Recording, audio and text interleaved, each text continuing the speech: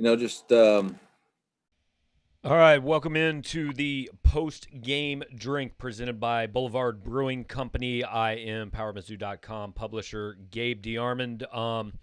Look, you guys know what you saw. It wasn't too pretty. Missouri gets hammered 51-25 in Starkville. Down, got up early, 7-0, muffed a punt. Mississippi State fell on it for a touchdown, and it pretty much went all downhill from there. Mississippi State scored the next 17. Missouri never got the game back within one score after it was, I believe, 17-10. The second half, they had a couple chances. Turnovers were a problem all day. Connor Bazelak had three interceptions, the muff punt for a fumble. The lone bright spot was probably Sean Robinson and his play, and other than that, not a whole lot to love from this one. Missouri finishes the regular season 5-5. They'll find out the bowl destination tomorrow. We'll talk about some of that. We'll take all your calls. But the first thing we always do here is play you Eli Drinkwitz's post-game press conference. And we just finished that up. I would call it abbreviated and fairly somber, but Coach talked for about 10 minutes. So we're going to play that for you guys and then come back and break down the game, take your calls, comments, questions, all that. just disappointed. Um, Started fast, and then the momentum switched, and we were never able to recapture the momentum. And just neither side of the ball played nearly well enough to win a football game. Offensively, we started pressing and turning the ball over, and defensively, we didn't get it done. They tried to give us a chance with the two interceptions, but offensively, we gave it back to him. Proud of Sean Robinson. Obviously, that was a real bright spot for us, the way he came back and played defense and played and forced a turnover and made some big plays. Really proud of him.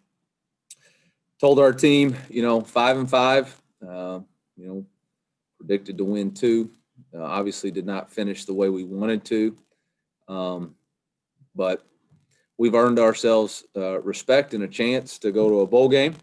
We'll come back tomorrow and find out where we're going. We'll break for the holidays, and then we'll finish this season right. And that's going to be our focus. And with that, I'll open up for questions. First one's going to come from Suichi Terada from the Kansas City Star. Go ahead. Yeah, Eli, just on Sean, what was kind of the plan with him? I know you said on your radio show he was going to play defense, but did you expect him to play that much, especially kind of in the second half? He had a really good week of practice, and so we were wanting to play him, and then there was a couple of injuries and dinged up, and so they called his number, and he answered. Dave Matter from the St. Louis Post. Dave. Eli, knowing what the situation was in the secondary going in the game and with this matchup, what was kind of the plan that you thought would give you guys the best chance to win defensively? Well, we were going to try to mix it up and play man and mix in some zone and that was the plan and wasn't very effective. Ben Hockman from the St. Louis Post. Ben. Hey, Coach. Obviously, you haven't watched the game film yet, but I'm just curious, what lessons could Bazelak learn from today's performance, today's game? Yeah, absolutely. I thought we pressed early, trying to force the ball when it didn't need to be.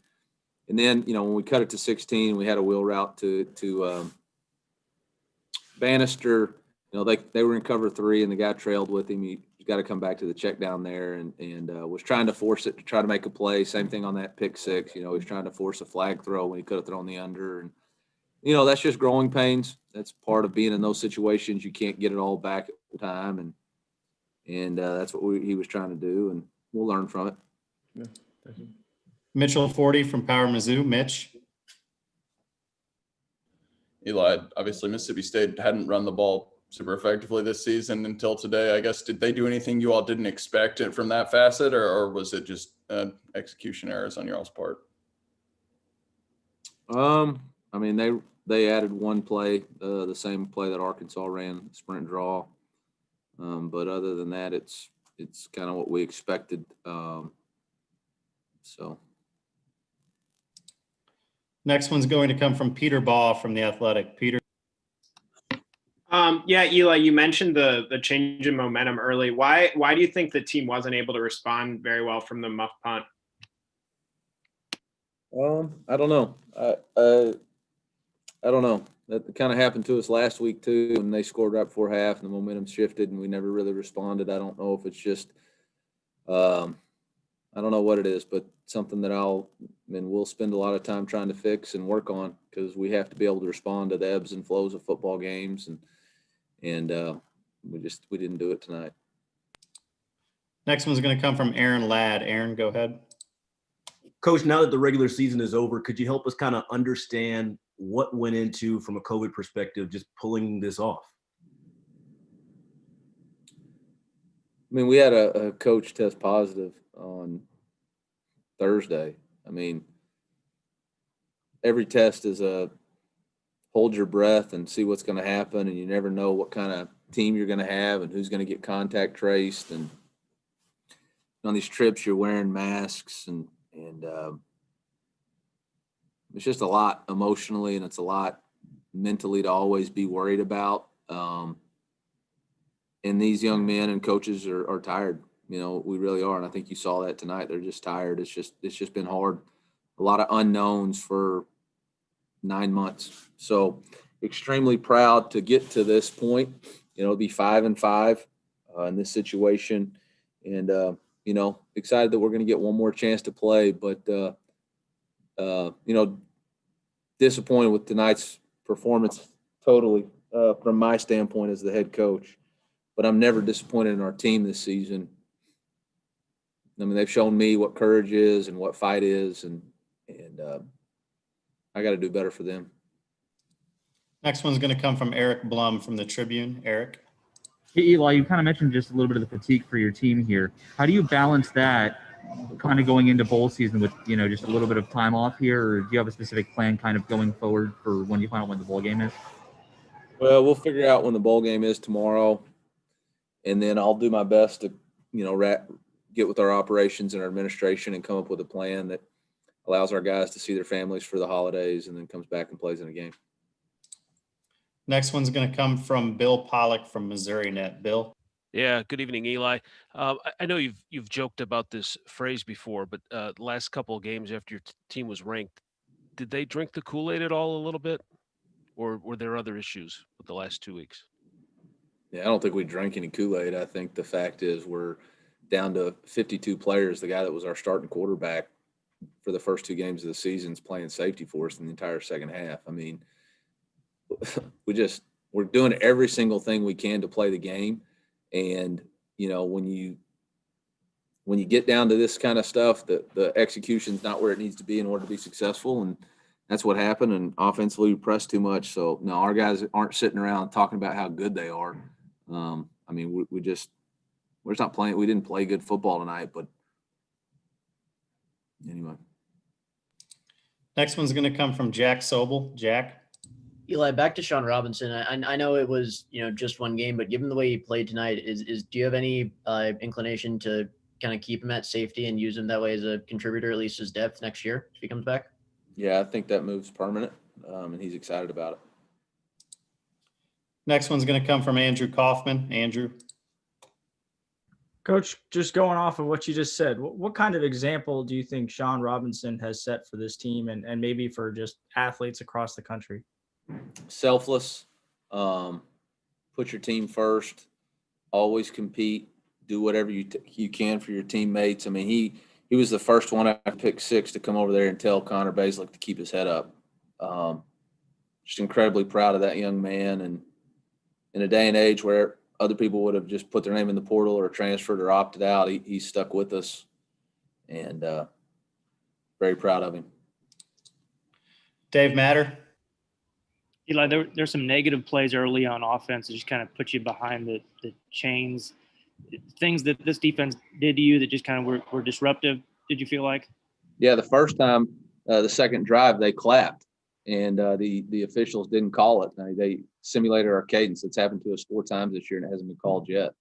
So, you know, that's a big play. That's a big miss.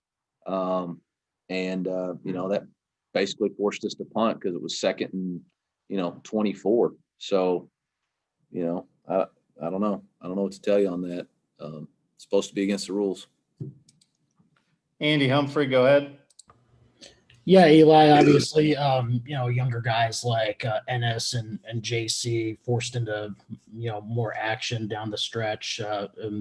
And can you kind of talk about what you want guys like that who have more years in your program left to take away from games like this when they're, getting all this playing time? Yeah, I mean, I want them to. Nobody likes this feeling in the pit of your stomach. Nobody likes this. You got to figure out how not to make this happen again. What did we not do in preparation to make sure that we were prepared? I mean, there's all kinds of things. Experience is the best teacher, and we got a lot of experience with young guys out there. All right, next one's going to come from Greg Palermo and then Andrew Kaufman. You'll get the last one. Go ahead, Greg. Yeah, Coach, I'm just wondering if you've had any conversations yet or expect to with any guys like Larry or Nick about whether they're going to play in the bowl game. I haven't had any conversations with anybody. Kaufman. Coach, just after the 2 straight losses to wrap up the regular season, how much are you specifically looking forward to having a bowl game to kind of right the ship at the end of the year here? I told our team nobody likes what happened, and nobody wants to go out like that.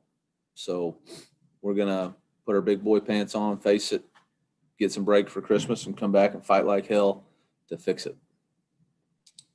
We'll let Coach go with that one. All right, so there you go, Eli Drinkwitz after the game. And look, guys, I think what you saw there was pretty clear. You saw a coach and a team that is relatively exhausted at the end of this season. I want to put up, first of all, I'm going to put up the phone number here, and we're going to leave that on the screen. You guys call us anytime you want. We always will prioritize taking a phone call, and we'll talk about anybody that wants to break this down, has any comments, any questions, anything you want to talk about from this game. We'll do that. We always will kind of interrupt whatever I'm talking about or taking the comments to get to the phone line. And this is the last post-game show of the – well, we'll do one probably for a bowl game, but last one of the regular season, obviously. So if you want to call in, open your drink, one more for the season. And we'll talk about Missouri and Mississippi State, and we're going to jump to the line to start right now. We got 314. Who am I talking to? Yes. You there? Yeah, oh yeah. What's going on, man? How are you? I'm doing good. How are you? Not bad. What's on your mind? What'd you think about it? Yeah, obviously a lot of people are mad at Ryan Walters, and sometimes it is justifiable. Yep. But the DBs, the secondary, they're all inexperienced, and there's no depth there, and on the D line. So you can't really blame him on that part. Yeah, it's. I mean, I understand why people are upset with Walters, but there was no offseason, and he's playing a quarterback at safety and 2 true freshmen at cornerback, and his leading sack guy coming into the season opted out 2 games ago. So, I understand why people are upset, but I'm not sure that it has to be a situation where it costs him his job. Maybe it does. Right. But I personally, I don't think that's where it's going to go. But I could be wrong. I've been wrong once or twice before. Yeah, I think we stay patient with him for another year. Yeah, it'll be interesting to see, man. I'm not sure what Drinkwitz feels on that front, but yeah, we'll see where it goes from here. Thanks for the call, man. Thank you. All right, back elsewhere in the 314 area code. Who are we talking to? Yeah, Gabe, this is Clay Beers. How are you? What's up, Clay? How are you, man? Pretty good. Well, with this being the last one of the year, I just wanted to thank you guys for doing all this. This has been really cool this year, and I'm looking forward to it for the rest of the year. But I just wanted to kind of get you rolling on a question. I mean, I saw you put my comment up. LSU won't beat Ole Miss, so now we have the tiebreaker in the 5-5 SEC game. So I just want to hear you talk about more likely now what you think the bowl games are, maybe go into the ACC and Big Ten scheduling and just see who you think we could be playing. Yeah, so, well, first of all, LSU, I mean, it matters in that Ole Miss doesn't have a better record than Missouri, but LSU has said they're not going to a bowl game this year. So, like, LSU already took a self-imposed ban, so they won't be in competition for a spot. So I think I think largely it comes down to Florida. Does Florida still get in the New Year's Six group with a loss tonight? I'm not sure. If they do, then the Citrus Bowl is probably going to take Auburn, I would think. Then after that, there's no specific like tier. Basically, they will go to teams and say, which bowl game would you prefer? And as I understand it, and Dave Matter said this on a TV show we do together, and I trust Dave, he does a good job. He said they're going to go down the list by record and ask teams, hey, in this group of 6 games, which one do you want to go to? So if that happens, if Auburn goes to the Citrus, Missouri should get the first choice of those 6 games. Now, I had heard last week that the first choice was probably the Outback Bowl, but I've also now in the last couple days people have started bringing up the Music City Bowl as a possibility as one that they could go to as well. So I guess I've got to throw that in there with the Gator. They're all really, I mean, they're all fairly similar to me. I guess part of it is what's the easiest trip is Nashville. What's the most attractive opponent? To me, it would be the Gator Bowl, but if somebody thinks it's Wisconsin or Iowa in the Outback Bowl, then I'm not going to argue that point. But those are the ones that are in play, really. I think the Citrus is probably out, but I think now you've got Outback, Gator, Music City. And out of those, which do you prefer? Just curious. I'd prefer, I mean, Gator for the opponent, Outback for the quote-unquote prestige. Right. But they're all pretty similar, especially in this year where, I mean, almost everybody in these games seems to be like 4-6, 5-5, 6-4. So I'm not sure it matters a whole lot, right? Yeah, absolutely. Yeah, absolutely. Well, appreciate you. Not a whole lot to talk on the game today. Yeah. Or I would have some kind of question for you, but yeah. Well, I appreciate the call, Clay, and appreciate you being a part of it with us all year long, man. Have a good one. Yeah, you as well. Thanks again. All right, now Take care. on hold, I've got something that just comes up as unknown person. So this could be dangerous. So unknown person, what's up? Hey, Gus, it's your old pal Barry Odom, and I just wanted to call in and say, it was a rough game today, but y'all should still keep your head high. Y'all had a good season. Yeah, it was a good season overall. I would agree. You don't sound, Barry, you sound different. Hopefully. You sound different. Yeah, I do. Yeah. Got a frog in my throat right now. I got you. I have to speak over Sam Pittman all the time. It really wears you out. Yeah, that sounds tough, man. That sounds tough. Yeah, but hey, you made too many $1.2 million, yeses. so you got to be happy with Oh that. yeah, that's nice. That's nice. They have a lot of possum that you can buy here. Okay. But anyway, good talking to you, Gugardo. Appreciate it. All right, let's go back now. 573. Who are we talking to? Hey, Gabe, it's Justin Ferguson. How you doing, man? What's up, Justin? Down in Starkville, I believe, correct?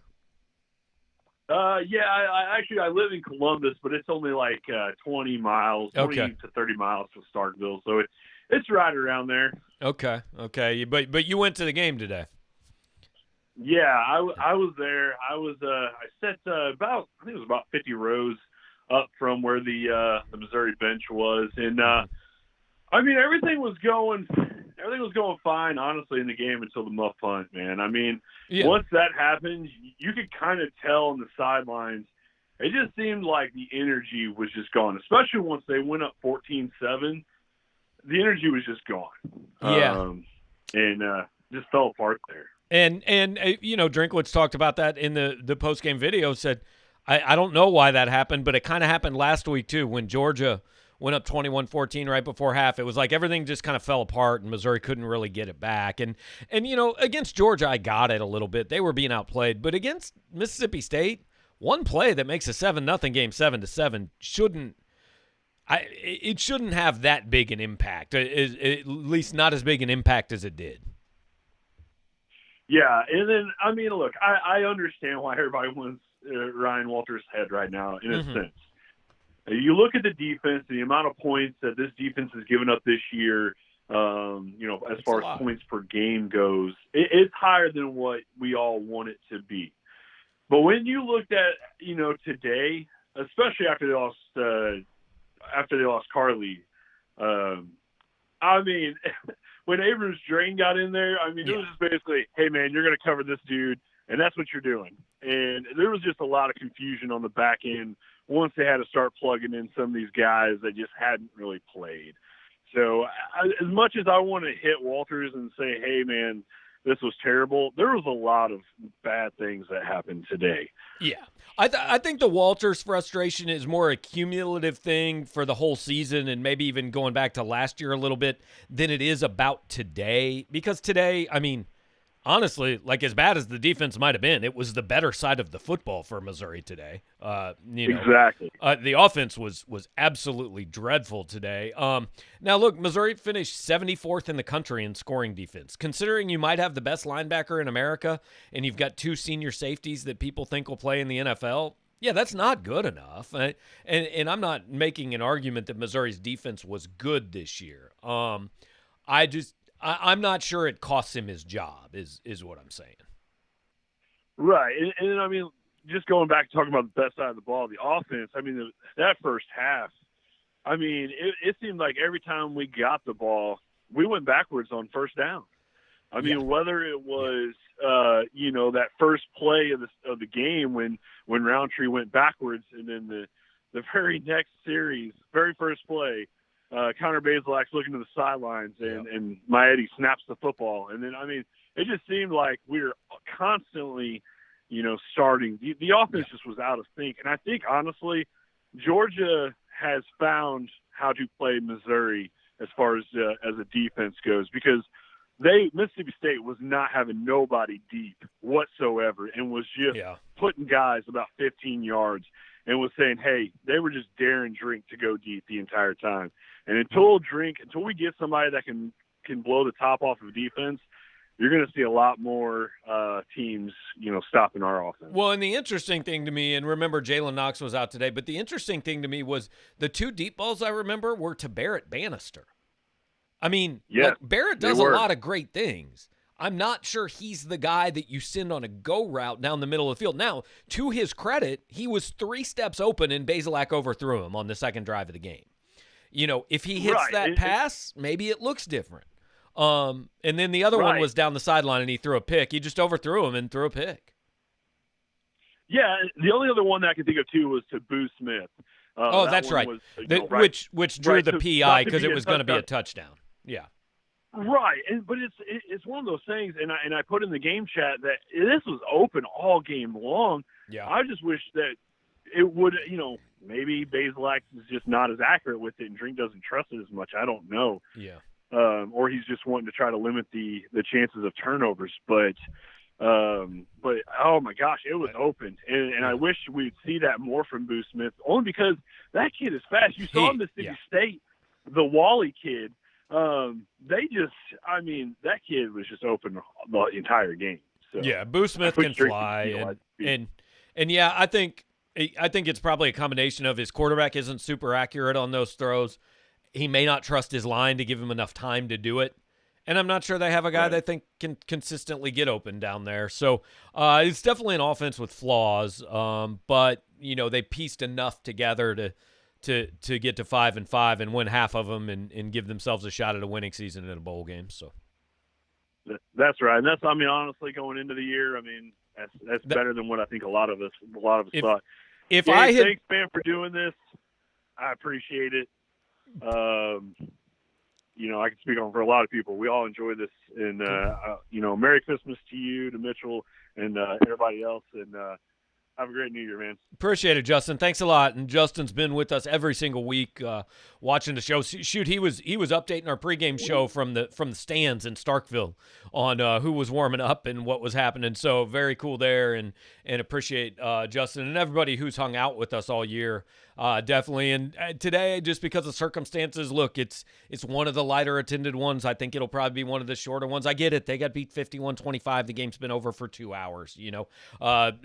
It's not as fun to talk about that. But As I was saying before we went to the phone lines, I think you could see in Eli Drinkwitz, like, he's worn out. And I think all the players are too. And I don't think that's exclusive to Missouri, but I think we don't give enough consideration to how much doing this has taken out of these guys. They got to campus in July. Some of them never left. Some of them have been on campus since May, and they're not going out. They're not really seeing their friends. They're not doing this. They're not doing that. They're giving up so much to get these games in, to make these schools money, to entertain us, all that, to make people like me money who make a living off this. And I think we underestimate what it's taken out of these kids to get to this point. And that's not an excuse for losing or playing poorly today, because Mississippi State went through the same thing. But the SEC got 68 out of 70 games in, and Drinkwitz said it in the postgame. He said, man, we're tired. And hey, I get it. Now, yeah, they still wanted to play better, and I'm not saying that's the excuse. But if you go back to August when we started this thing, we said over and over, there are 2 goals to this season: start it and finish it. And the SEC and Missouri did both.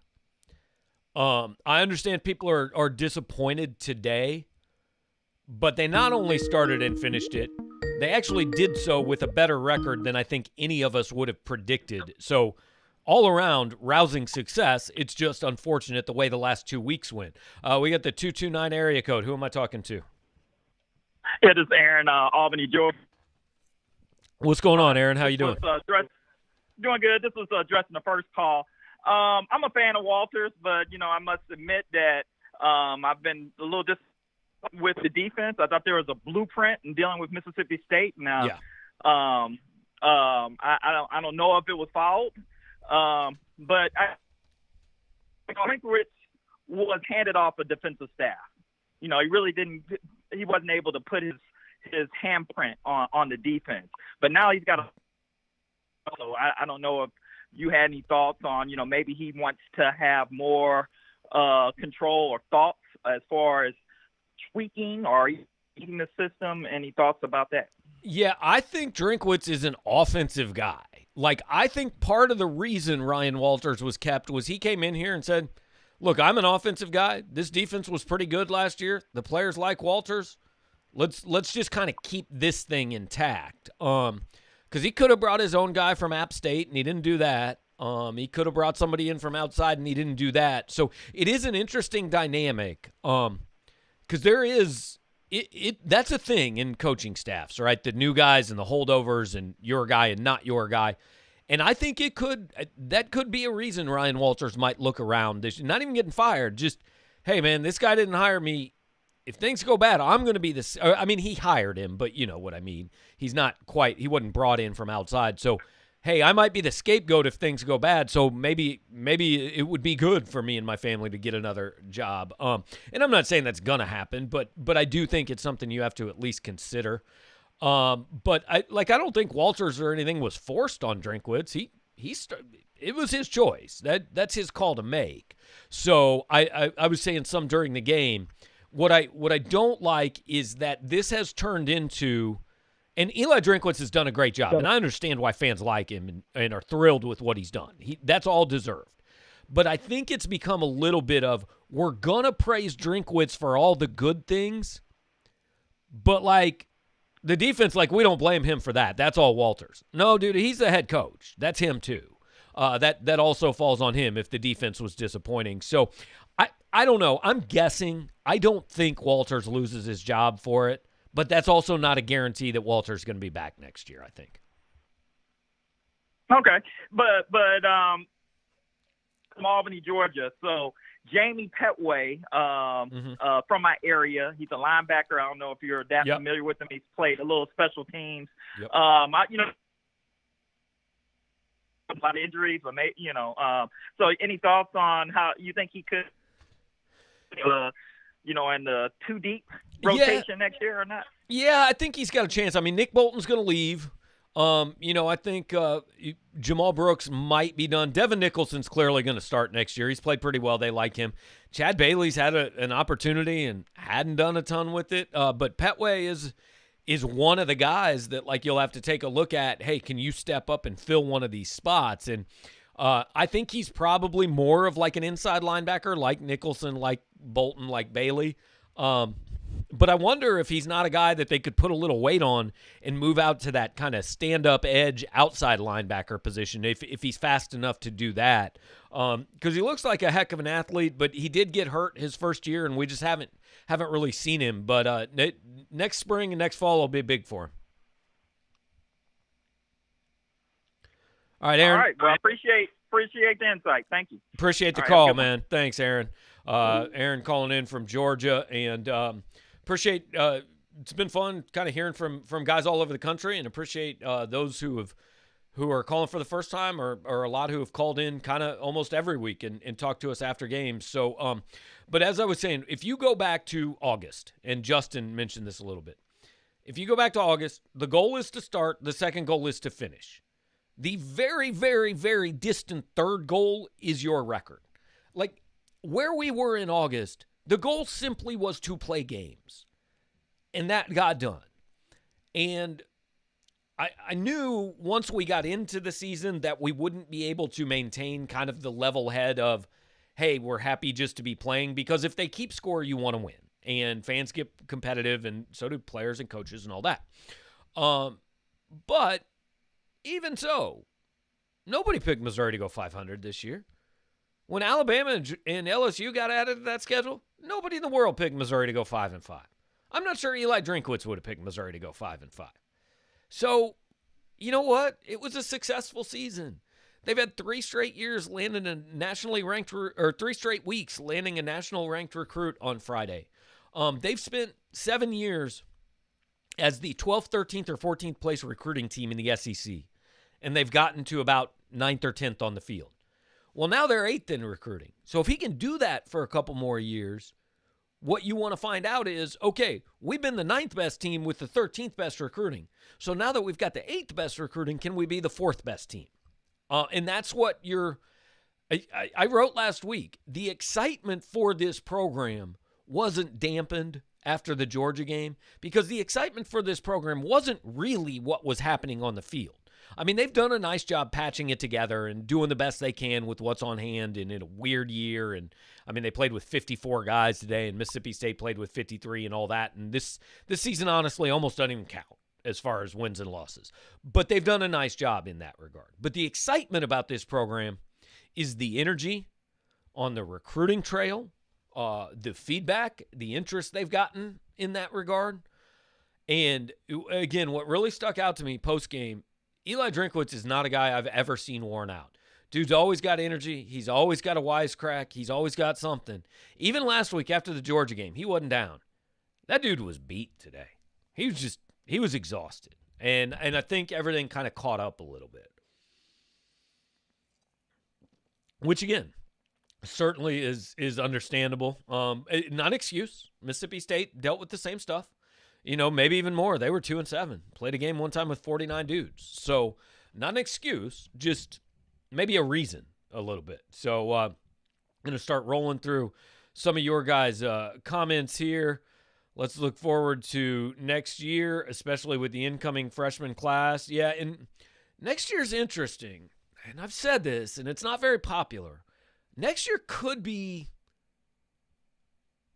like a plateau or maybe even a little step back, I think, just because this freshman class is not going to come in and immediately just all be starting, right? I know they have a lot of stars and all that, but they're not just going to come in and usurp every job. And you're losing Larry Roundtree, and you're losing Nick Bolton, I'm almost certain, and Gillespie and Bledsoe and, Hazelton and some guys who have done some things for this team. So you got a lot of holes to replace next year. It might be a little bit of a step back. I think really the 2022 season is what you're pointing to, hey, let's get another recruiting class in here. Let's get this 2020 class or 2021 class in and get a year under their belts. Let's have Connor Bazelak be entering his 3rd year as a starter. Let's have everybody know the system and know the coach and been around and everything. So, look, I'm not saying next year is I'm not writing it off. I'm not saying it's going to be bad, anything like that. I'm just saying don't panic. if that happens, because I think that's possible. I'm going to relate it to today. We talked during the game. So after Connor Bazelak beat LSU and threw for 400 yards, the reaction and the expectation was just, well, this is only his third start. It's only going to get better. He's going to get better every week, and he's going to get better every year, and this and that. Well, that's not really how it works, right? Sometimes you take steps back. Today was a step back. He threw 3 picks, and he didn't look great. There are going to be days like that. The program, it's the same thing. There are going to be days. Like, just because you went 5-5 this year, so people are going to look at that and say, well, that's like going, 8-4 in a regular year, and we're going to have another extra year under our belt, so we ought to be 9-3 next year. I'm just going to tell you, don't go into next year with the expectation 9-3, because you're probably going to be disappointed. And you've got to take a long view of this thing. Eli Drinkwitz is, more than any coach I've covered, he's reasonable. And he wants to win every day, but he also takes a measured approach. In the way he's responded to things, I've been very impressed with. And I think I think he understands what he took over here. Look, the previous guy doesn't get fired if everything's great. So, next year, I don't know. We'll deal with it when we get there. We'll see spring ball, all that. But I'm just saying, don't go into next year just thinking you're automatically getting better, because other people try to get better too. The teams you're playing against are going to spend the next few months trying to improve. Okay, keep going. Bo Bayman giving the Tiger sideline shout out. Got to get that on there. After a long, grueling season, I wonder if most players would rather not go to a bowl game. I'm sure there are some who wouldn't. You've seen a lot of teams around the country opt out of bowl games, and I don't hold that against them at all. I think it's a reasonable stance.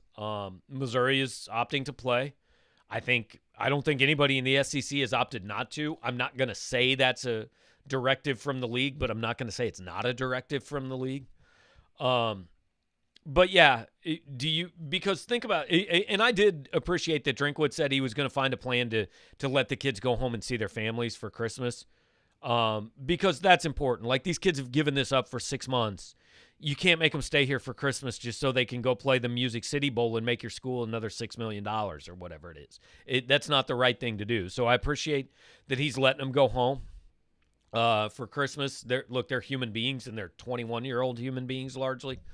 So I respect that. And I think it's also going to lead to, hey, guess what? They're going to get home for Christmas, and then they might meet in Nashville or Orlando or Jacksonville for a game, and they might have only practiced 4 times, and it might not look great, and that's fine. Bowl games are always fairly meaningless. This year, I think they're even more meaningless, to be quite honest. So you want to win the game. Don't get me wrong. They keep score. You want to win the game, but I'm not gonna put a ton of worry into it. Who gets SEC Coach of the Year? I said this toward the end of the game. I'd give it to Nick Saban. I would. Eli overachieved. Sam Pittman overachieved. But 5-5, 3-7. Is that Coach of the Year stuff? Lane Kiffin overachieved, but they're 4-5. Jimbo, I don't know. He played 1 game against he played 2 games against teams with equal or better talent. He went 1-1, and he lost the one by 28 points. Nobody came anywhere close to Alabama this year, and I don't think they're going to tonight.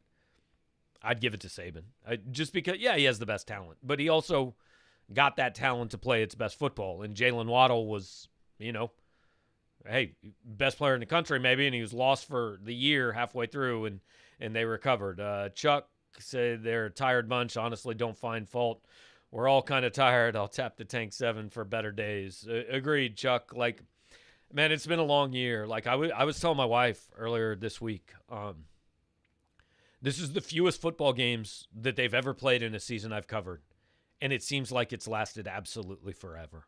I mean, this was game 10, and we played game 1 3.5 months ago, and that was with a month late start, which was delayed, and after camp was delayed. And, I mean, it's been a long year for everybody, and college football players and coaches are – look, they do a thing that we all pay more attention to, but they're no different from the rest of us. It's been a really long year, and people are tired. And, I don't – those guys, what they went through to get to today, I think the SEC deserves credit.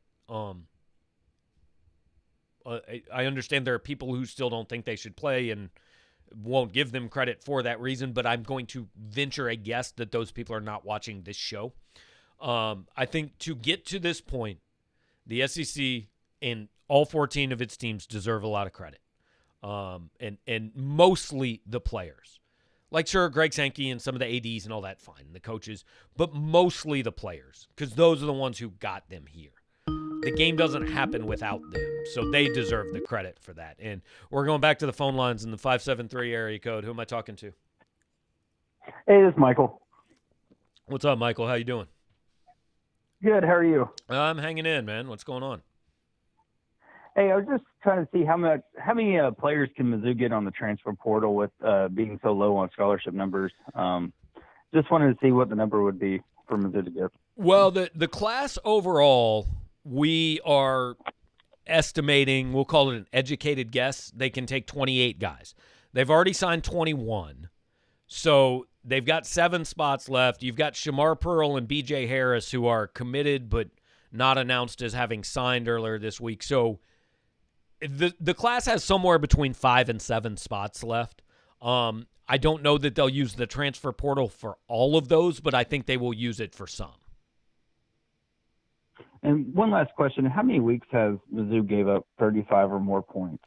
Okay, let me look that up. Let me look up their schedule for you real quick, because I actually was kind of thinking about that not too long ago, because it's been a pretty good number. I know they're giving up an average of 30.2 per game. Okay, now Missouri has given up 30 points to Alabama, to Tennessee, to LSU, to Florida, to Arkansas, to Georgia, and to Mississippi State. So they gave up 35 or more in 7 of the 10 games. And that's a lot. And do you feel like if this was any other year that Walters would be on the hot seat, or just because of COVID that you give him a pass? And I'll let you go on that one. Yeah, I appreciate it. Thanks for the call, Michael. Again, like, I can see I can understand why people are upset and want him fired, but I do think it's less about, just this year than he's tied to Odom and the defenses of the last couple years. I think it's almost like a lifetime achievement award, except in a negative sense. My gut is that Drinkwitz is not going to fire him for a pandemic-shortened season. That's just a guess. I could be wrong. Again, like I talked about earlier, that doesn't mean he's going to be back next year necessarily. He could go find a job on his own, right? A different job, whether that's lower-level head coach. I mean, if Billy Napier gets a job, look, I know people think it – I know you guys don't see this, but I'm just telling you, if Billy Napier gets a job, that's the type of job that Ryan Walters might be able to get at Louisiana. But even if it's not a head coach, maybe he gets a defensive coordinator job somewhere else, because like I talked about earlier, maybe he looks at it and says, look, man, this guy, he didn't bring me in. He just kind of he held on to me. He kept me, and I'm losing my All-American linebacker, and I'm losing 2 safeties, and we might be worse next year, and maybe I just get out before that happens, So I think that's possible. If I had to, I wouldn't put money on it because I have absolutely no idea. If I had to guess, I think he's probably back next year, but I'm not confident in that. It's nothing more than a guess. All right. Let's see. Canoe Man, appreciate you stopping by, man, from over on the Auburn site. If you've got any insight to if Auburn's going to hire Steve Sarkisian tomorrow, drop that in the comments. Let us know. But Canoe Man's been over here a lot of times this year, and he's always supporting the show. He's one of my guy Jay's guys, and appreciate him coming by. So thanks for that. Dan wanted to know if Damon Hazelton leaves. Yeah, I think he probably does. This year didn't go the way he wanted it to. He's not particularly invested probably in the University of Missouri, right? This was supposed to be a one-year stopover to the NFL, and I don't know, maybe he looks at it and says, hey, if I come back next year and have the year I thought I was going to have this year, I'm an NFL player. But that's a lot to put in, man. I think if I had to guess, I'd say he probably goes.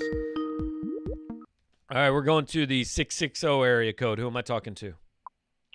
Hey, Gabe, this is JoJo. What's up, JoJo? What's going on, man? Not a lot, a little sad, but it happens. Mm-hmm. I don't know if anyone called in about just Sean Robinson already. I got on late, but I was just super impressed by his fire and whatnot, and then getting after it. Yeah, agreed.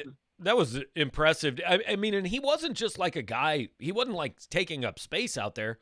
He probably played the best game of anybody on defense.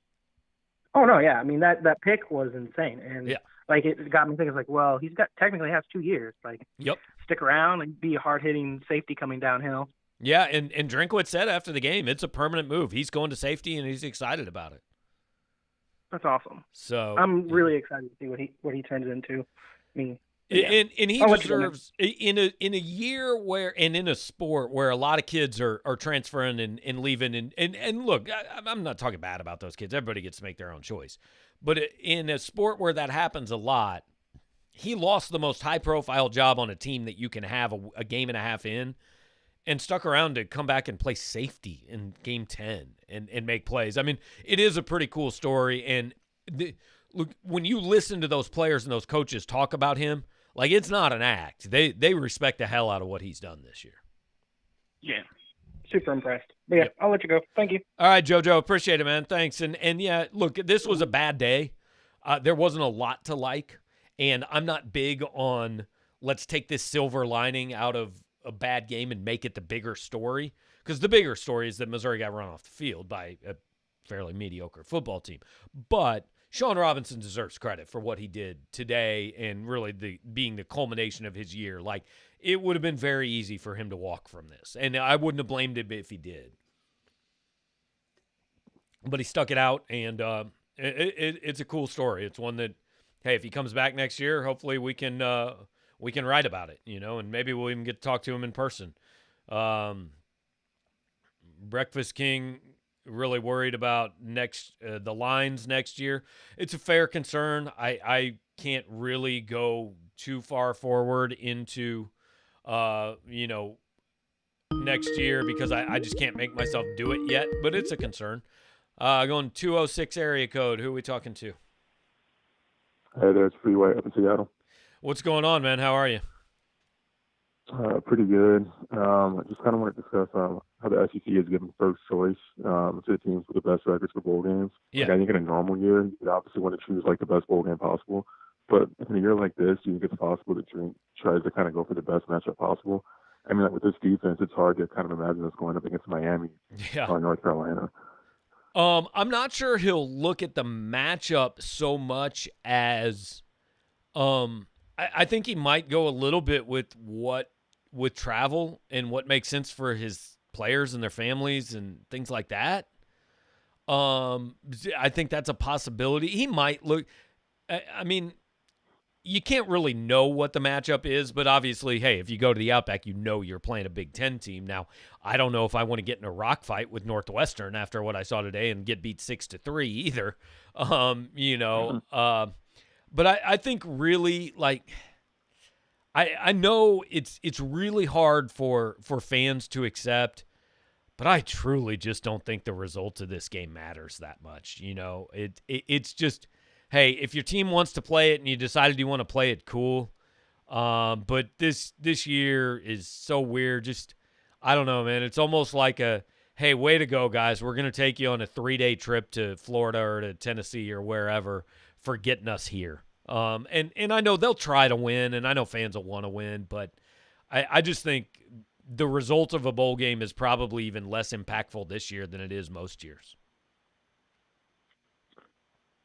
All right. Well, thanks for the insight. Appreciate it. Have a good one. All right. Thanks for the call, man. Much appreciated. And appreciate all you guys that have joined the show today. And jumping into some more of the comments here. Jackson says, I realize Drink has the program headed upwards, recruiting momentum, etc. But are we sure Barry Odom isn't also winning 4 or 5 games with this roster and schedule? I mean, obviously there's no way to know, right? I can't say that for sure. I can say that having watched the way the season unfolded, I don't believe Barry Odom wins the LSU or the Arkansas games. It's just my opinion. No way to prove it. No way to prove it wrong. But also, like, look, let's be realistic. Missouri played 3 good teams, and they got blown out by all 3. They played 7 mediocre or worse teams, and they went 5-2. I mean, they didn't beat anybody good.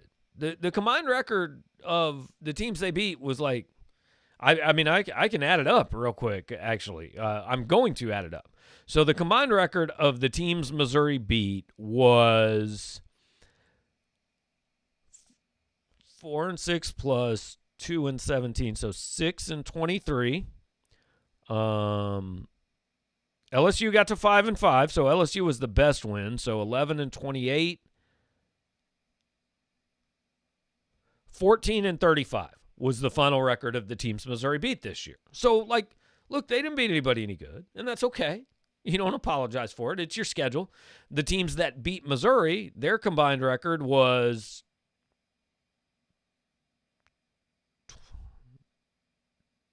28-11 plus, there's one more here somewhere, was 31-18. And that's brought down by a 6-14 combined record of Tennessee and Mississippi State. So they beat the bad teams mostly, lost to the good teams. No, we can't say Odom couldn't have done that. I don't know. But I think the program's in better hands now. Going to the 561 area code. Who's on the line? Hey, this is Jeff, Gabe. How you doing? Not bad. What's up, Jeff? Well, a couple of weeks ago, we were talking about here I am in South Florida looking forward to the Outback Bowl or the Gator Bowl or, gosh, even we were talking about maybe the Citrus Bowl. Right. At this point, though, with the team absolutely on fumes, as much as I would love to see them, and I usually get to see 1 or 2 games a year in person, you know, usually the St. Louis Thanksgiving game when I come back to visit my folks and whatever, and maybe 1 game in Florida. Mm-hmm. I just think it's great that Eli wants the kids to go home for Christmas. I think they ought to just stay. Yeah, I mean, I definitely – I don't disagree with you, but they've said they're going to play a bowl game. Now, look, I don't think they're going to take 15 practices and do all that for it, but I do think they're going to show up on game day and try to win. I overall actually agree with your point. I think all those kids should be given a pat on the back and a hug and say, man, go home and see your family and stay for a month and come back when class starts. You know, and I wish it was that way at more schools, to be honest, but it's not going to happen. Yeah, these kids gave a lot. They gave us a lot of entertainment. They overperformed what their weight was. And, you know, I just think when I saw the Arkansas second-string quarterback going up and down the field for 6 touchdowns and 7 possessions, I kind of knew that the team was on fumes, and I didn't have much hope these last 2 games. But, you know, sports is crazy, and crazy stuff happens. And if we play the bowl game, I hope they do get enough rest that they can make at least a decent showing. 100%. Jeff, appreciate it, man. Appreciate you calling in here every week and being part of the show, and hope you have a good holiday. And who knows, maybe you still get to go see him play a game. Might be. Take care. All right, Jeff. Have a good one, man. So, look, guys, I don't think I can say it any better than Jeff said it there. I mean, he's right. They're exhausted, and they did a lot to entertain us, really, and to make their schools money. I mean, that's really what they did it for. You know, and I think that these players deserve a debt of gratitude for this season. And I agree with them. Like, ideally, I think all these bowls would say, yeah, this is dumb. We shouldn't do this year. Go home and hang out with your mom and dad and your sisters and your friends and all that. But they're going to play the game, and as long as they're playing them, I'm going to cover them. You're going to watch them, all that. So, look, this was – I knew this was going to be a shorter show because they got beat by 26 points and the game was over early in the third quarter. I do appreciate those of you who did hang out with us during this show all day, all season. This has been a different, weird year, and so we pivoted to do something we hadn't done before. And I think as the year went on, it gained a little traction and got a little more attention, and guess what? When Missouri was good, when they won, hey, it was even more popular. That's kind of how it works, right? So we're going to continue this for basketball. We're going to do not the Bradley game, but December 30th against Tennessee. We're going to do every SEC game. We're going to do pregame and postgame. We're not going to do the game watch along during basketball season, but we're going to do a pregame and a postgame show. And then we'll do the TCU game in the Big 12 SEC Challenge. And look, I hope this becomes a thing. So if you guys want it to become a thing, here's what you do. You hit the like button before you leave, before we end this show. You hit the subscribe button on the channel. You support the people who make this possible. Boulevard Brewing Company.